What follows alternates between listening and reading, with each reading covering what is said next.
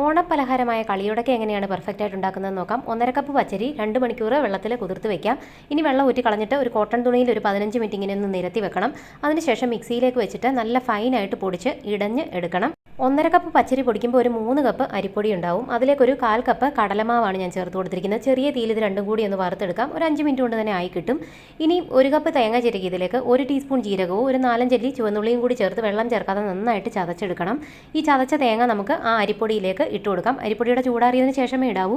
പിന്നെ ആവശ്യത്തിന് ഉപ്പും 1.5 ടേബിൾ സ്പൂൺ നെയ്യും ചേർത്ത് കൊടുത്ത് നന്നായിട്ടൊന്ന് യോജിപ്പിക്കാം. ഇനി അല്പാൽപമായിട്ട് തിളച്ച വെള്ളം ഇതിലേക്ക് ഒഴിച്ചിട്ട് നന്നായിട്ട് ഇതിനെ ഒന്ന് കുഴച്ചെടുക്കണം. വെള്ളം ഒരുപാടായി പോകരുത്, നല്ല കട്ടിയിൽ വേണം കുഴച്ചെടുക്കാൻ.